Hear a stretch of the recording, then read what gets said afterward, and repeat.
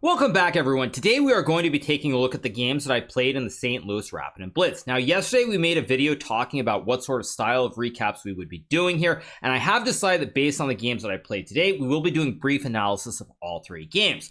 Now, the pairings in the order were known last night. I started out today with black against Dominguez, white against Alireza, Firouzja, and black against White and Aronian in the three rapid games of the day. Obviously, when you have two blacks out of three games, you know it's going to be an uphill battle. You're just trying to hang in there until you get the days where you have more games with the white pieces. All right, so without further ado, let's jump right into it. Now, again, in the interest of keeping your attention and trying to keep it relatively short, we're not going to go through all three games from start to finish. I will jump right into it. So here we go. So the game starts with e4 against Lenier. I play e5, knight f3, knight c6, bishop c4, knight f6, d3, bishop c5. We get the classic Gucci piano, castles, a6, c3, d6. All very standard, by the way, so I won't explain all the moves. a4, bishop a7, rook e1, castles h3, h6, knight e2, rook e8.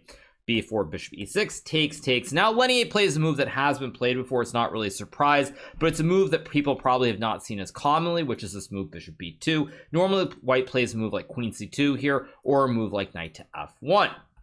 So after bishop b2, I play knight e7, knight f1, knight g6, c4, c6, trying to strike in the center here. Lenier plays knight g3, I play d5, and now he plays the move bishop to c3. For anybody who's watching this game, I know I went very quickly through the opening phase. It's worth pointing out that if white were to take on d5 and try to grab this pawn in the center here, this is actually a fairly serious mistake because I can play queen c7, targeting the knights on g3 and e5.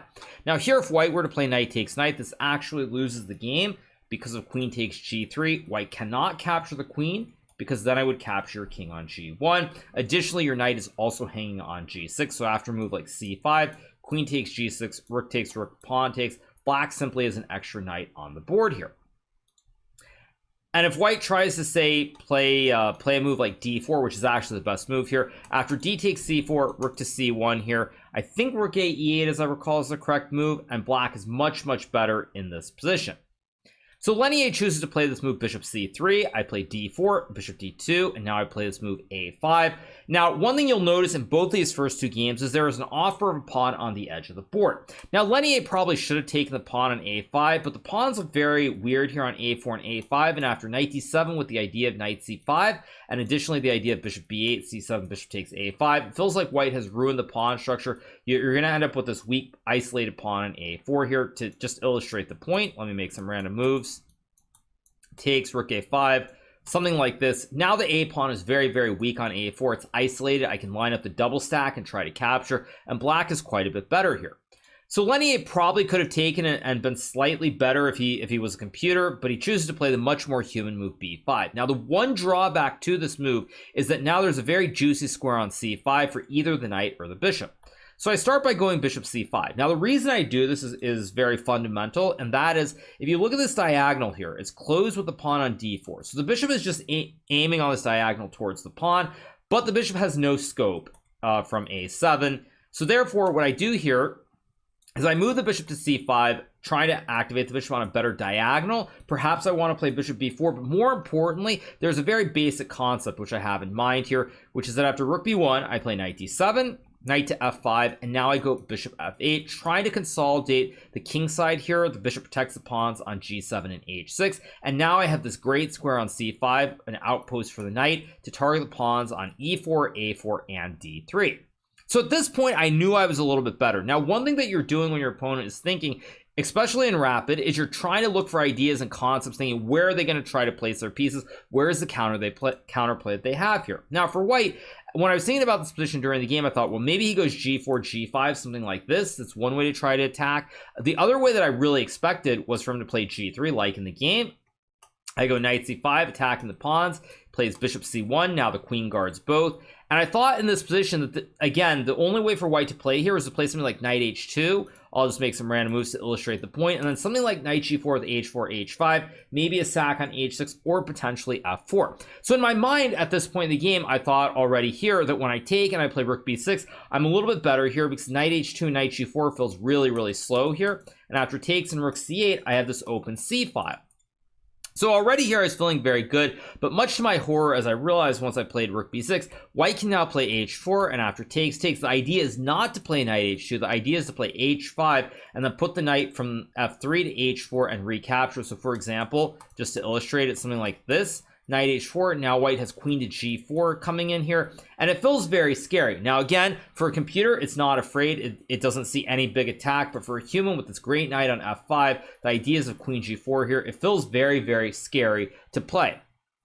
Again, in a classical game, maybe I can figure it out, but in a rapid game, you're playing a lot on intuition here, and in this position, I actually spent quite a bit of time here, and I made a mistake. Now, the move that I played here was knight e7. Now, the reason that I played this move is that after knight takes e5 in the game, takes, I thought I could play queen d5 here, and let's just say white plays a move like bishop f4, I have rook e8 here, and even though temporarily black is down a pawn, the pawns on d3 and a4 are very weak, and black is in very, very good shape here. So I spent about 4 minutes thinking here on this knight e7 move, and everything that I thought about featured f6, bishop f4, or something like queen h5 or queen g4, everything on the king side, overlooking the idea that Lenier found in the game, which was that after takes, I actually ended up playing queen f6 because the same thing applies to queen d5. I played this hoping he would guard the pawn, because when I played knight e7, I was waiting for his move. I suddenly realized that when he was thinking that after takes, regardless of whether I go to d5 or f6,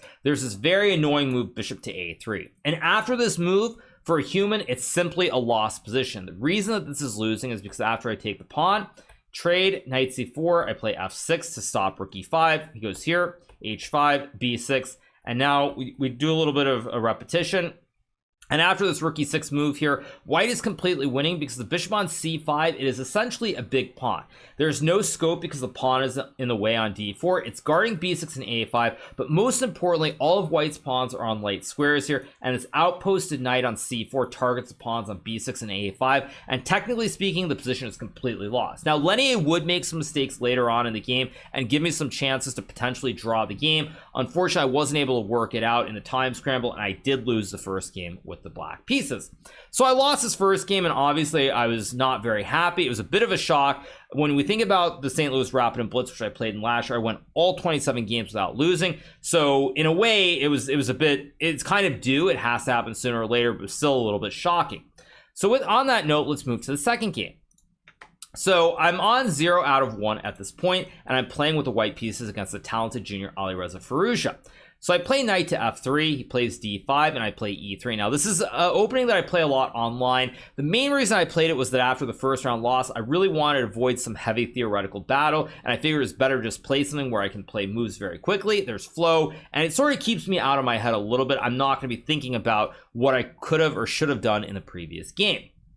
So after e3, we get knight f6, c4, e6, b3, bishop e7, bishop e2 castles, and now here I played g3, and the large inspiration behind this setup here, and I'll just go through the next couple of moves very quickly. The inspiration behind this setup with the queen e2 and bishop g2 here is that after takes, knight c6, at some point you can play a move like rook d1, or to illustrate it, something like this, knight d7, knight e1, and I actually played something very similar to this in Gibraltar in 2019 with the black pieces against the strong Russian player Vladislav Artemiev. I would lose that game. He'd play f4, g4, g5, and it was the first game that I lost in Gibraltar in 10 years. The previous game that I had lost was in 2009, so I went 1 decade without losing a game in the Open tournament there, but the inspiration behind this whole opening setup was based off of that game that I lost against Artemiev in 2019. So after knight c3, we get rook to d8, which is played here by Alireza. I play rook c1, knight c6, d3, and I'm not really going to go through this game in depth either. We get a Benoni structure here where I have the pawns on d3 and c4 versus d4, but black cannot play e5 to create the big black center. So I play knight b1, check, king g1, h5, knight d2, h4, and here, if the circumstances were a little bit different, probably I would have played knight f3 immediately here, and after takes, bishop c5. The game goes on, it's about equal, not super exciting. I can play like knight e5 here, maybe a3 with the idea of b4, and it's fairly balanced. But having lost the first game, I decided, you know what, I don't want to play something dry. Queen f3 also another move here, which after trade, takes, bishop c5 is also equal. And after losing the first game, I was like, okay, you know what? I'm going to look at this G takes H4 move. It looks very weird, opening up the king potentially and having the stacked pawns. But I felt that with the idea of knight F3 targeting the pawn, I should be better, even though I'm opening up the king side. Now, the funny thing about this move is the computer actually says it's completely fine.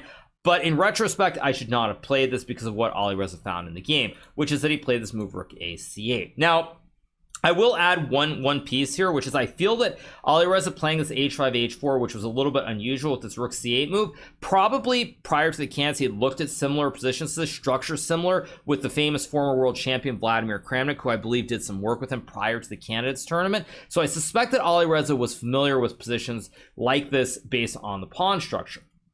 So after Rook C8, I play Queen F3. Of course, he goes Queen A6. I play King H1 here, and as I realized after Rook C5, it starts to get very scary here because Black can now play Knight H5, Rook F5, and try to create this outpost on F4 for this knight. And at this point, I spent way too much time trying to I don't want to say trying to calculate, more just being annoyed at myself for having taken on H4 versus playing Knight F3. And I play Rook G1, Rook F5, Queen G2, Knight H5, and I'm significantly worse here. Now we'll go a little bit further on in the game. To the last critical moment here, which is right around this point. So I play King G2, takes, Rook B1, King E2. Black is threatening to play Bishop takes A3 because the Rook on F1 is undefended here. So I go King E2 guarding, he goes F5, takes. Now I play King D2, a very tricky move, Bishop A3, and now I play C5. It's worth noting that originally I wanted to play King C2, and Black cannot actually trade because all we have to do here is some basic math, and after takes, you'll notice that both sides have the wide peepos. I have the C pawn and the H pawn, he has the A pawn and the F pawn, but I win this by one tempo because after King F7, I go C5, King E7, C6, let's just say F4 here, and now I go H4, F3, King D2, F2, King E2, A5, and the point is that I win by one tempo here because I can play H5, A4, and now I go C7, important move, King D7, H6, A3, H7, and here after Black plays A2, I queen with check, attacking the king, and after takes, I queen my H pawn, and I'm able to win the game before Black can get a queen. So very important to note, and that's why I wanted to play King C2, but then I realized after Rook A1, it's completely lost here. So I play C5, and here I was very surprised when Alireza took the pawn on C5. I thought that after King F7 here, Black is close to winning because if I take on F5, King E6, Rook F1, again, I think Bishop C5 is very strong here. And if I play King C2 here, I think he still has to go Rook A1, and after H4, Black can now go F4. I go C6, King E6, H5. But now, actually, wait, sorry. After C6, sorry, not King E6, it's Bishop D6. And now you can go Rook A6 to collect the pawn on C6. And this is completely winning for Black without too much difficulty. But much to my relief, Alireza took. Now, when I say relief, I was very relieved, but I was not able to keep my concentration here. As you guys can see from the clock times to the left of the board, I was still fairly low. Now, again, with a 10-second increment, it's not that low, but I haven't played over the board in a while, and I simply misjudged the difficulty and or the time situation. So I play Rook F5, Bishop D6, King C2, and now even though Black has an extra pawn here, this should be a draw with correct play if I find a couple of moves. But after Rook B7, I started thinking here. And initially I was going to go Bishop D2 right away, but then I realized there was Rook H7, and then after this sort of momentary thought, I suddenly looked at the clock and I saw that I was under 1 minute, and I completely panicked and I played this move H4. Now, when I say under 1 minute, I still had about 50 seconds, but in my mind, it's sort of like when you play online and the clock turns from the regular white and black to where it's red when you're under 20 seconds. And in my mind, that timer just went off, and I just played H4 immediately. And now after Rook C7, King D1, Rook to C3, the computer still says that this is holdable, but with time running down and the fact that I'm going to lose the pawn on D3 here, I simply could not keep it together. I go here, Bishop A3, Bishop G5 takes, King E2, Rook H3, and again, even here, apparently after Bishop D2, I still could have somehow saved it. But at the end of the day, you feel like you've made a mistake, and it's just too hard to defend. So I would lose the second game to Alireza, and now I'm on 0 out of 2, and I'm in a very, very bad mood going into the third game against Levon with the black pieces. So it really doesn't get much worse. I've lost 2 games, white and black, and now the third and final game of the day, I again have black against White and Aronian, a very formidable opponent, somebody who has been as high ranked as #2 in the world on multiple occasions. So Lev starts out with c4, knight f6, knight c3, and we get the English opening here, knight f3, e4, and now I play bishop b4. It's worth noting I had this against Nodirbek Abdusattorov in the Rapid Chess Championship not so long ago. Actually, I guess it probably was maybe 2 months ago, but it's something I had looked at not so long ago, and so I was fairly familiar with this line. Additionally, I won in this line with the white piece against Samuel Sevian in a recap, which I believe is on YouTube, actually, in the 2019 US Chess Championship. So d3, d6, bishop e2, and now I play a5. The idea is that white has this sort of Botvinnik structure with pawns on e4, d3, and c4, and I want to try to grip the dark squares here. Additionally, after a5 castles, I now can play bishop c5, grip d4, and also if knight a4, I always have the a7 square to keep the bishop alive on this long diagonal towards the king on g1. So Lev plays knight d2, a little bit of a surprising move. I play knight d4, knight b3, we trade, I go knight d7 here. Now, normally I would not play knight d7, and actually computer does not like it, but I was on 0 out of 2, and I thought, you know what, at this point, I'm just gonna play something provocative, try to get Levon to start attacking me, and at least I have some obvious moves, because after king h1, I can now play this knight f8 move, and I'm trying to just rotate the knight to this great outpost on d4. And now I was very surprised when Lev did not play f4. If he had played f4, I was going to go knight e6, f5, knight d4, and apparently computer says after b4, white is somehow winning here. Again, in a rapid game, very hard to understand why, but I was expecting to play something like f6, g6, and then my plan was just to go c6 and bishop e6, and I don't know where exactly my king is going here, but I think with the great knight on d4, at least it's playable, and it shouldn't be too hard to come up with basic ideas. So that was the rationale behind going for this slightly dubious idea with knight f8. I'm on 0 out of 2. Just play something that has a theme to it, and hopefully you can follow it up with some straightforward moves. So Lev now surprised with knight a4. I went bishop a7, and now he played queen e1, trying to target the pawn on a5 with the queen, but more importantly, angling to go f4 and queen g3. So here I initially thought, well, what's the big deal? I can play something like bishop d4, but then I realized after f4 and queen g3, it starts to feel a little bit scary for a human, especially in a rapid game where I don't have half an hour to think on an individual move. So I just played bishop d7, Lev goes bishop d2, and now I just play knight e6 here. I really don't care about this pawn on a5 because I'm getting an outpost. More importantly, even though I'm down a pawn, white has the double pawns on b3 and b2. Now apparently here computer says I should have just castled, and after bishop d2, something like queen h4 is okay. I don't really buy it at any rate. I thought my idea was more logical, so I go knight d4, bishop d1, and now I castle. Lev plays bishop d2, and now I just play f5, straightforward, all in here, trying to open up the f file or play f4, f3 with a big attack. So now Lev plays this move b4 after a bit of a thing, and I think this was a big mistake by Lev. I think what he should have done here is really try to bail out, sort of simplify the position here, and make sure that he takes a loss out of the equation by playing something like f4, for example, and after takes, bishop takes f4. I thought it was maybe still a little bit better after something like knight e6, but again, limited material on the board. There's no real attack here, and it feels like if white can consolidate, even if he has to give up like a pawn on e4 or something, he should be able to draw the game because there are going to be a lot of trades happening here. Lev, however, plays this move b4, and now I decided to take on e4 here. Again, trying to follow basic concepts, basic themes. Now, initially, I did want to play f4, but after knight c3, f3, g3, I wasn't really sure what's going on here. I can play bishop h3, rook g1, and apparently after c6, I'm much better here, but still, if I don't have an obvious idea like bishop g2, for example, something like this, where I think white is completely fine, then I wasn't really sure how I'm following up here. And again, with this bishop on a7, if I ever move and we swap rooks, one less rook on the board, my attack is going to be far less powerful. And additionally, without an obvious plan, I'm gonna have to spend a lot of time in a rapid game, and there's a good chance I could make a blunder or get too low on time and then be forced to have to make suboptimal moves because my time is running out. So instead I decide to take. We get takes, and now here I play this move b5, and the idea is very simple. If white goes knight c3, I'm simply taking on c4, and I have a slightly better pawn structure. Pawns are even now, and white has the double pawns on b2 and b4, which are very weak. So Lev takes, I take, and now he plays rook g1.